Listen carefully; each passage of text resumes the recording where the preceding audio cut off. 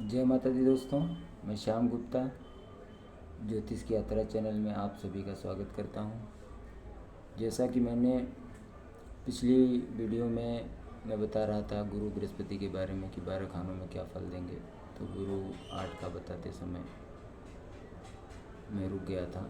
तो आज मैं बताऊंगा गुरु 8 के बारे में। गुरु आप कुंडली में अपने देखिए, बृहस्पति एक गुरु बृहस्पति आपके कुंडली के 8वें खाने में है। तो बोलते हैं ये कि सोने की लंका तक दान करने की हैसियत का मालिक होगा अगर शुभ बैठा है तो। मतलब इतना दान करते हैं लोग, इतना पैसा इनके पास होता है कि बहुत दान करते हैं, बहुत मतलब ट्रस्ट में दान करेंगे, मंदिर में दान करेंगे और हर जगह बहुत बहुत अच्छा दान करते हैं। तो इनका जीवन जो है बहुत अच्छा होता है। अब जैसे मैं पिछली वीडियो में बता रहा था कि गुरु 7 के बारे में, तो गुरु 7 का बहुत बुरा होता है एक, और एक होता है शनि 3 का। शनि 3 में और गुरु 7 में हो तो इंसान के जीवन में ये सबसे बुरा योग होता है, जो कि ये बुरा करते हैं। शनि यहाँ 3 में बैठा या गुरु 7 में बैठा, ये बहुत बहुत बहुत गरीब बनाते हैं इंसान को। इनको जो है परहेज करके चलना चाहिए, गुरु को अपने ना बिगाड़ें। जो भी मैंने पिछली वीडियो में बनाया वो वीडियो जाके देखें और अपने गुरु को शुभ रखें। और बृहस्पति 8 का बोलते हैं कि भोलेनाथ भोलेनाथ होगा, ये भोलेनाथ जैसा होगा। सोने की लंका तक दान करने का मालिक, जैसे भगवान ने पार्वती माँ ने शिव शंकर भगवान कहानी आपने सुनी होंगी कि सोने की लंका बनाई थी, तो बाद में रावण पूजा करने आया और दक्षिणा में उन्होंने लंका मांग ली और भगवान ने दे भी दिया उसको लंका सोने की। तो इस प्रकार की हैसियत का मालिक होता है, मतलब दानी होता है आदमी बहुत, अगर शुभ हो बृहस्पति यहाँ पे किसी का। अगर अशुभ हो तो मतलब डींगे मारता है। अशुभ हो तो आदमी बोलेगा कि लक्षण बता रहा हूँ मैं, ये लक्षण है, इसको ध्यान से समझिए। डींगे मारेगा कि मेरे बड़दादा बहुत ये थे, राजा थे, बड़ी बड़ी बातें करना, पूर्वजों के बारे में बड़ी बड़ी पुरानी कहानियाँ बताते रहता है। तो इस प्रकार से बदनामी देता है गुरु 8 का, इंसान को बदनामी भी देता है। तो इस प्रकार से लक्षण होता है। तो इसका भी उपाय आप करें। इसका उपाय करने के लिए आपको जो है पड़ोस में रहने वाले दादा की उम्र के बुजुर्ग हों उनका सम्मान करें तो गुरु शुभ होते हैं। पड़ोस में रहने वाले कोई दादा के, अपने दादाजी की उम्र, पिता की उम्र के कोई हों तो उनका सम्मान करने से गुरु 8 का शुभ फल देता है। तो आप ऐसा उपाय पकड़ लें और उनका सम्मान, उनका हाल चाल कर पूछते रहें तो गुरु अच्छा फल देगा। बाकी तो कॉमन सा उपाय है, सबके लिए है, केसर का तिलक नाभि जुबान माथे पे लगाएं। जिसका गुरु खराब होता है तो उनको सर्दी जुकाम, साइनस, दमा, फेफड़ा का श्वास रोग ये सब होता है ज़्यादातर। दमा होना, फेफड़े का रोग होना, श्वास रोग होना, कब्ज जम जाना। गुरु खराब होता है तो इनको हमेशा ये कुछ न कुछ लगा रहता है। गुरु खराब होता है तो ही शरीर में बीमारी घुसती है, इसलिए गुरु को बलवान रखें। जिसका गुरु बलवान होता है उनको छींक तक नहीं आती। तो गुरु को बलवान रखें। तो अगर कुंडली में अशुभ बैठा है, खराब बैठा है, तो उसको बलवान करें। उसका जो भी परहेज 12 खानों में मैं बता रहा हूँ ऐसा करें तो जीवन ठीक होगा। बाकी नाभि जुबान माथे पे केसर का तिलक लगाएं, केसर का दूध पिएं, सोमवार गुरुवार को पीते रहें। थोड़ा सा केसर डाल के दूध में उसको ठंडा करके उबाल दें और ठंडा करके उसके बाद पी लें। पीने से गुरु बलवान रहता है। और बाकी और सारे उपाय हैं, ये कॉमन से उपाय हैं, आप करते रहिए। मैं सब 12 खानों में गुरु का फल बताऊँगा। तो अशुभ होगा तो क्या देगा गुरु 8 का? पुरानी डींगे मारता है, पुराने पूर्वजों के बारे में बड़ी बड़ी बखान बातें करेगा, समाज में बैठेगा तो मेरे बाप दादा ये थे, ये करते थे, ये बनाया था, इतने पैसे वाले थे, ये करते थे, बड़ी बड़ी बातें। तो ठीक है, आपने समझा। अब हम आपको बताएंगे गुरु बृहस्पति खाना नंबर 9 में।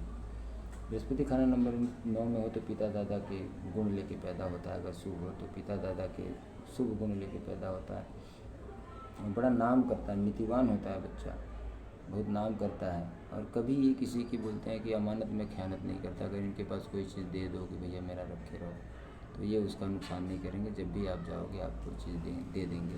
बेईमान नहीं होते, बड़े शुभ सच्चे दिल के होते हैं। अमानत में ख़यानत नहीं करता, इसको बोला गया है।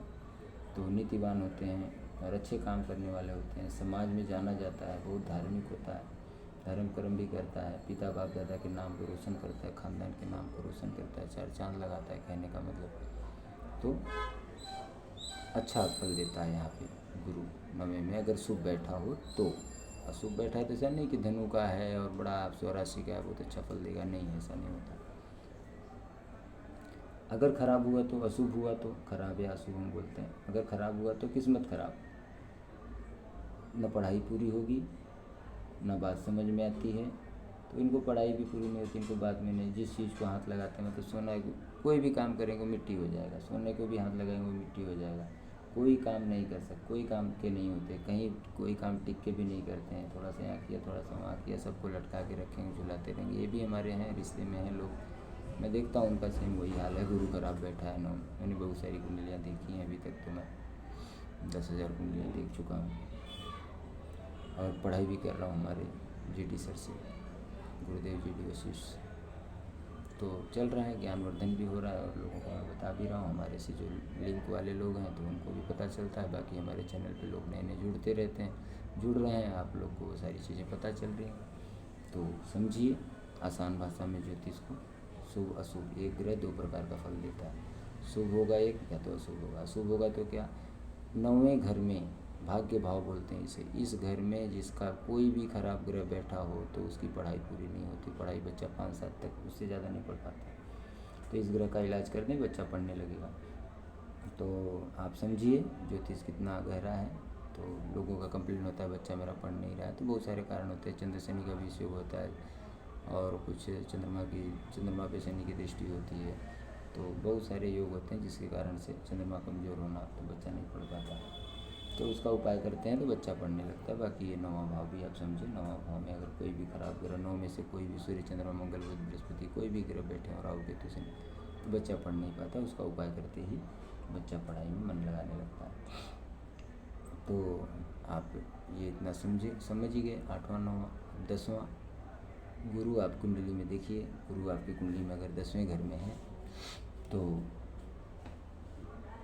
10वें घर में बैठा है तो बोलते हैं कि बहुत जितना टेढ़ा चले उतनी अच्छी किस्मत होगी।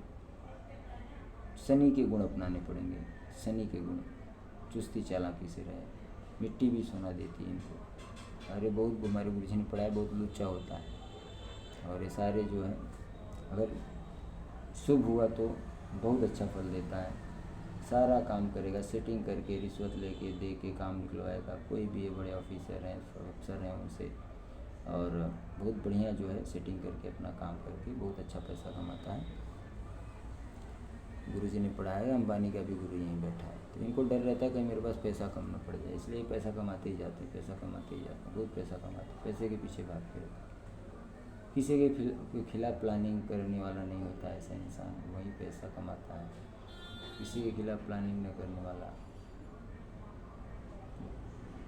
मतलब सबके फ़ायदे के बारे में सोचता है, लेकिन काम चाहे अच्छे हों चाहे बुरे हों, वो सब काम वो करता है, टेढ़े काम हो सीधे काम हो, सब काम करके उसको पैसा चाहिए किसी भी कीमत में, तो वो सेटिंग करके सारे काम करता है। चुस्ती चालाकी होती है उसके अंदर। अगर गुरु शुभ है फल दे रहा है तो, अगर अशुभ हो गया तो ये निर्धन और दुखिया होगा इंसान, पूजा पाठ में ज़्यादा पूजा पाठ करेगा और बर्बाद हो जाएगा, क्योंकि ये शनि का घर है। शनि बोलता है कर्म, शनि कर्म के देवता है, कर्म फलदाता है। तो शनि 10वां घर 11वां घर शनि का है, बर्फ़ का पहाड़ है, यहाँ ऑक्सीजन, गुरु ऑक्सीजन है तो जम जाती है, तो पानी में ऑक्सीजन होती है ना, तो ऑक्सीजन जम जाती है। तो आप कभी पहाड़ पे जाइए, देखिए आपका सांस फूलने लगता है, तो क्यों? क्योंकि वहाँ ऑक्सीजन की मात्रा नहीं होती, ऑक्सीजन जम जाती है।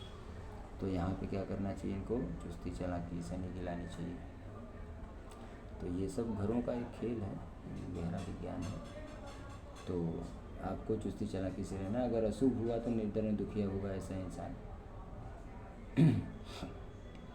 रिश्तेदार भी इनको कुछ नहीं देते, बुरा जब वक्त आता है तो रिश्तेदार भी मुँह मोड़ लेते हैं, कोई भी कर्जा भी नहीं देता है इनको, जो काम किया सब में नुकसान होता है इनका, हर काम में इनको रुकावट आती है, हर काम में बाधा रहती है, जीवन पूरा बेहाल रहता है, परेशान रहते हैं, और मतलब पूजा पाठ करते हैं इसके कारण। तो पूजा पाठ ना करें, गुरु 10 वाले पूजा पाठ में चुस्ती चालाकी से अपना काम धंधा करें तो जीवन अच्छा होगा।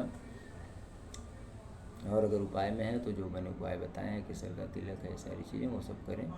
किसी पंडित पुजारी को बिठा के ज़्यादा पूजा पाठ और ताम झाम में, और खुद सुबह उठ के बड़ा पूजा वूजा कर रहा है भगवान को, तो ये सब चीज़ें दूर रहें, चुस्ती चालाकी से रहें। गुरु के गुण ना अपनाएं, यहाँ पे शनि के गुण अपनाएं, क्योंकि गुरु किसके घर में बैठा है? शनि के घर में बैठा है।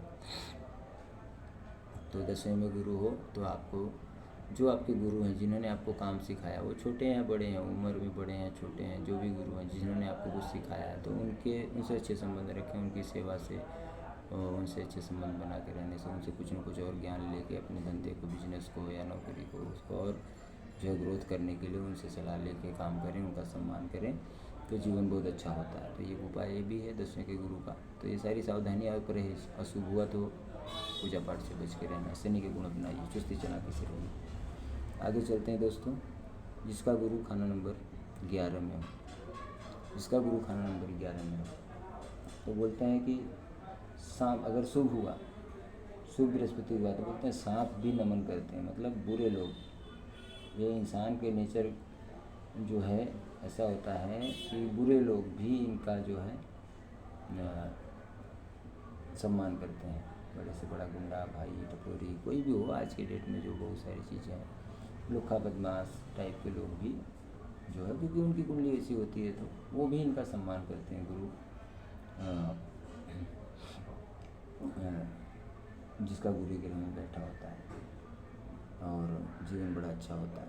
तो अगर अशुभ हुआ गुरु की ग्रह में, तो बोलते हैं कि कफन भी पराया होगा। ये गुरु जी ने पढ़ाया है कि पापी ग्रहों के जो भी पापी ग्रहों के रिश्तेदार, जैसे शनि हुए, राहु हुए, केतु हुए, तो इनके रिश्तेदार की मौत पे जाएगा और वहाँ खुद भी मर जाएगा, और घर वालों को पता ही नहीं चलेगा कि वो कहाँ मर गया, कहाँ जला दिया गया, कहाँ दफना दिया गया, उसका पता ही नहीं चलता उस आदमी का, जिसका गुरु यहाँ अशुभ हो, गुरु यहाँ का। तो इनको घर वालों को ऐसे व्यक्ति की मौत का पता ही नहीं चलता, उसको कफन भी पराया नसीब होता है, ऐसा बताया गया है। तो ये इंसान को क्या चाहिए परहेज में, कि कफन का दान देता रहे, समाज में मान सम्मान बना के रहे। जब भी कोई गांव में मरे तो कफन का दान देता रहे, कफन ले जाके उनको उड़ाता रहे, देता रहे, और समाज में सब जगह, क्योंकि कभी तो कहीं मिलेगा तो आदमी कोई पहचान ही लेगा ना कि हाँ भाई ये तो अपने गांव का आदमी है, हमारा पड़ा मिला ही मान लो। तो यही लोग गायब हो जाते हैं, आपने बहुत देखा होगा गाँव में, गए गायब हो गए, पता ही नहीं चला। तो गुरु ही ग्रह में का ऐसा होता है। तो इनको ये भी करना चाहिए कि अपने जो पिता हैं उनके कपड़े, उनका बिस्तर, वो यूज करने से भी गुरु बलवान होता है। पिता के कपड़े बिस्तर का यूज करना चाहिए। और इसमें और उपाय है कि बुजुर्ग जो हैं, अपने घर के बुजुर्ग, आपके पिता के जो दोस्त रहे हों, आपके पिता के कोई दोस्त रहे हों और वो बुजुर्ग हों, उनकी सेवा करने से गुरुदेव यहाँ शुभ फल देने लगते हैं। आपके पापा के जो दोस्त रहे हों बुजुर्ग, तो उनकी सेवा करना है, उनसे संबंध अच्छे रखने हैं, पता करना है हमारे पापा के दोस्त कौन से, तो उनसे अच्छे हाय हेलो दोस्ती है, उनके दुख सुख में खड़े रहने से वो गुरु यहाँ का ही ग्रह का शुभ फल देता है। तो अगर अशुभ है तो ये उपाय करें, जो मैंने वीडियो को आप देखिए और अपना जीवन ठीक करिए। अब आगे हम बताएंगे गुरु खाना नंबर 12। आपकी कुंडली में गुरु खाना नंबर 12 में है, तो आप देखिए कि अगर यहाँ शुभ है तो ऐसा इंसान बहुत शरीफ होता है, बहुत शरीफ होता है, बहुत सीधा साधा होता है, और लोग भरोसा करते हैं इनके ऊपर, अच्छा होता है, सबसे संबंध भी अच्छे होते हैं, बहुत जीवन, मतलब इसे भरोसा करके आदमी पैसा भी दे देगा, अरे यार लो काम करो, हाँ मेरा पैसा रखे रहो, ऐसा है। तो इनके ऊपर लोग भरोसा करते हैं, और ये भी अमानत में खयानत नहीं करता, बहुत अच्छा होता है। इनकी सबसे संबंध भी इनके बड़े अच्छे होते हैं, बहुत जीवन अच्छा होता है इनका। अगर अशुभ होगा, अगर 12वें में बैठा गुरु अगर अशुभ है, आप अपनी कुंडली में अगर, तो ये कुंडली बना के ही पता चलता है, हम बताते हैं। कुंडली बनवाइए, पता करिए, लक्षण से मिलान करिए, आपके साथ आप कुंडली सामने रखिए, अपना कुंडली देखिए, और पता अगर आपके साथ ऐसा हो रहा है तो फिर आप उसका उपाय करिए। अगर अशुभ होगा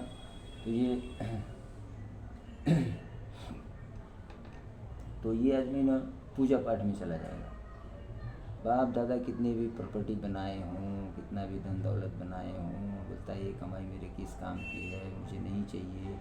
हाँ, उसको खाली भगवान में मन लग जाता है, प्रभु शरण में रहना चाहता है ऐसा आदमी, प्रभु का नाम लेना चाहता है, मैं दुनियादारी में नहीं पढ़ना चाहिए, मुझे नहीं पढ़ना चाहिए, ऐसा ये सोचता है। और ये प्रभु शरण में अच्छे खासे घर के सुखों को छोड़ के ये आदमी जो है, हमारे गुरु ने बताया कि अच्छे खासे सुखों को छोड़ देता है, अपने घर का बाप दादा का बनाया चीज़ कुछ नहीं लेता, प्रभु का नाम लेके और डालता है गले में रुद्राक्ष की माला, मोतियों की माला, कुछ भी माला गले में नहीं पहनना चाहिए। कहने का मतलब गुरुवार वालों को, जैसा कि मैं और सारी वीडियो में बताया हूँ। और भाड़ में गई बाप की दौलत, जब आखिरी वक्त में जब मरता है तो बोलता है भगवान तुम कहाँ हो। भगवान की खोज में पूरी ज़िंदगी इसकी निकल जाती है। और गुरु अशुभ वाले 12 का नियम में गुरु अशुभ हो तो इसकी ज़िंदगी निकल जाती है। तो ऐसा ना करें, ऐसा ना करें और जीवन को जो है अपने सुखमय बनाने के लिए गुरु का उपाय करें।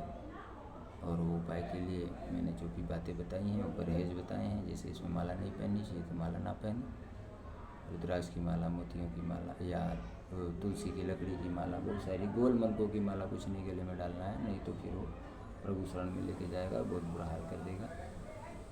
अच्छा खासा बनाया चीज़ जो है खराब हो जाता है। तो इस प्रकार से सफल आप 12 भाव में गुरु का पकड़िए। आप बाकी मेरी पिछली और वीडियो हैं उसमें भी देखिए, मैंने इस पे 2-3 वीडियो डाली हैं, तो उसको समझिए।